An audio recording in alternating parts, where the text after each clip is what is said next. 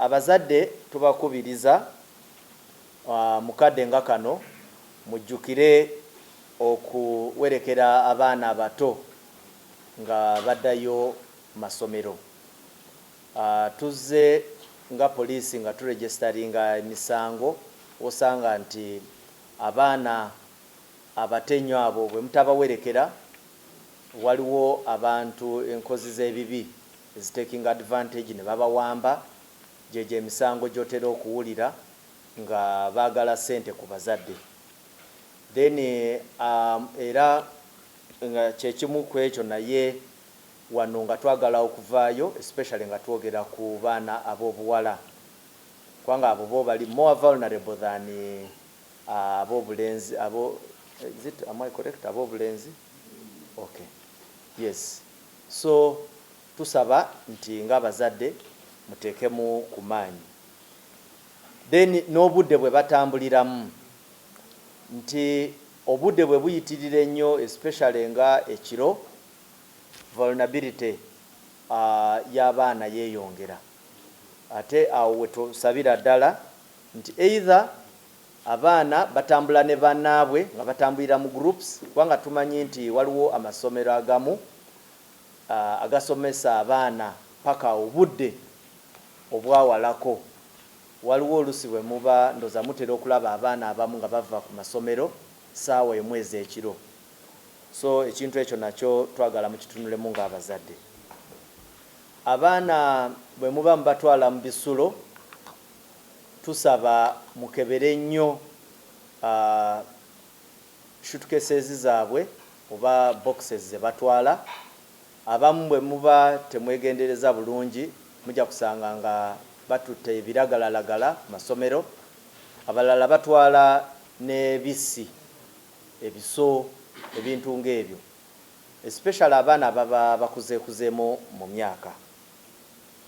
Then waliwo ensonga endala gye twagala okusharinga n'abazadde era n'abannannyini b'amasomero.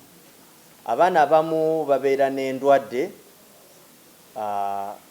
ezimu ez'enjawulo nga bw'oba tosharinze information eyo ne bannannyini masomero wayinza okugwawo akabi. Especially waliwo abaana b'osanga nga waliwo emmere gye batalya, waliwo amadagala ge batakkirizibwa kumira n'ebirala. Siri musawo naye mba njagala mbawe information eno kubanga twali tufunyeeko complaints zino and usually amasomero n'abazadde usually waliwo b'obasanga ku poliisi nga embeera si nnungi. Then ekintu ekirala is engeri gye badropingamu abaana n'okubapiikinga ku masomero. Mu budde obuwedde mu maaso eyo terms eziwedde twali tureceivinzeeko emisango where omuzadde especially waliwo abazadde abatakwatagana bulungi. So n'osanga nga omuzadde omu abaana gye yabateeka tayagala oli omuzadde omulala aba accessing.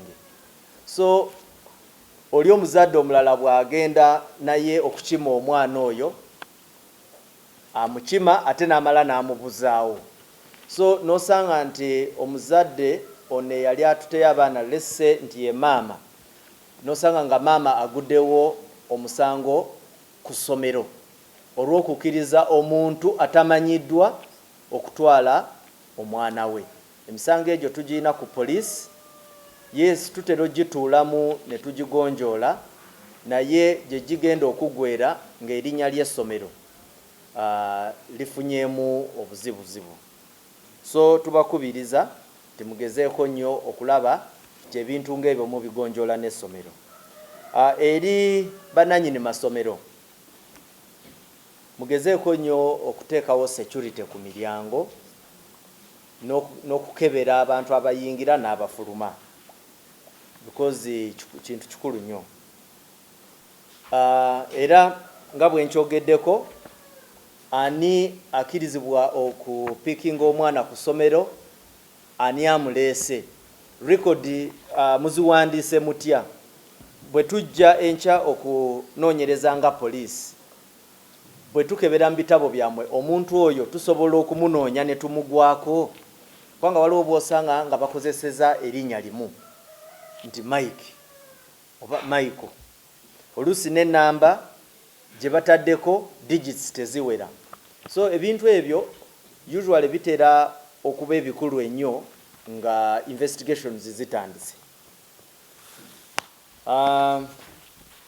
Accidents ku ssomero, essomero okusanga nga ziyina ebinnya ebitali bibike, pit latrines ezaagala okugwamu, live wire nosanga nti essomero liyina amasanyalaze agatali mabike oba insulated, enkya ogenda okuwulira nti omwana yalinye ku waya amasanyalaze ne gamukuba. Ebintu bino tubyogera wano naye bitera olusi okutuukirira ate ne tudda mu misango. Swimming pools mbadde muziwulira, muyina, I hope muyina protocols ezigayidinga wani akirizibwa mu swimming pool. This time round kansuubire mu briefinga bulungi ba life savers wanga emisango egikwatagana ne swimming pool at least mwena mwali mugiraba wano.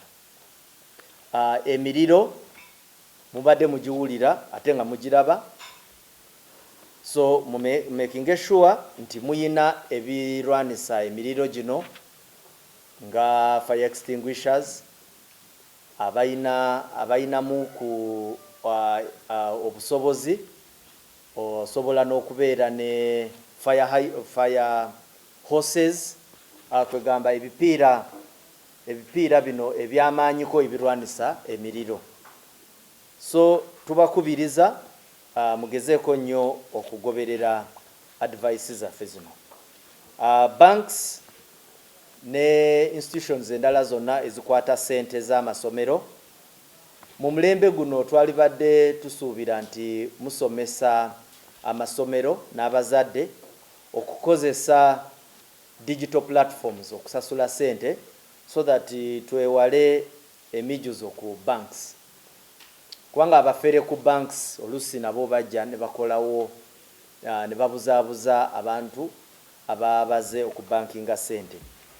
Then ekyala mube ne surveillance capabilities, CCTV cameras. Oluusi waliwo bwe tujja okukola investigations zikwatagana n'emisango egibagiziza ku bank nosanga nga CCTV system yafa. Oluusi n'engeri gye baba bagisetinzeemu nga teyamba investigations zaffe. So bino byonna tuba tubakubiriza making sure nti mubitunulamu. Nga nvudde ku bya ebikwatagana n'amasomero, waliwo mu maaso awo Mrs. Natasha Museveni Kalugire, muwala wa President w'eggwanga, yajja neyeemulugumya ku bantu abagulawo account mu linnya lye ku TikTok ne zi WhatsApp nga bakozesa ekifaananyi kye. Bano abantu bagenda maaso ne balya ssente ku bantu.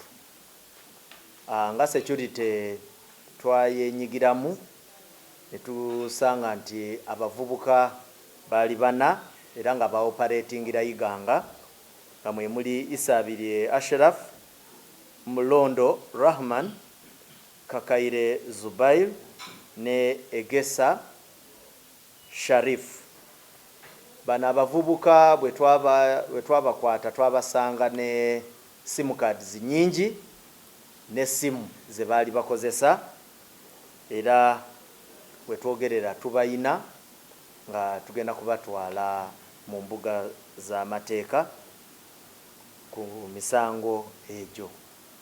Naye kye twagala okukubiriza abantu nti mugezeeko nammwe okubeera abalabufu. Gwe omuntu akusaba atya ssente ng'ali ku mutimbagano nawe n'oziwaayo. Ate emisango gino mingi nnyo gye tutera okuregisteringa abantu nga babasaba ssente okugenda okufuna passports. Ndoza ne mukwano gwange ajja kubabuulira ate era actually okukyogerako ndugu Claire atera okubabuulira ku kintu ky'endangamuntu. Surely omuntu w'oku social media akufunira atya endangamuntu?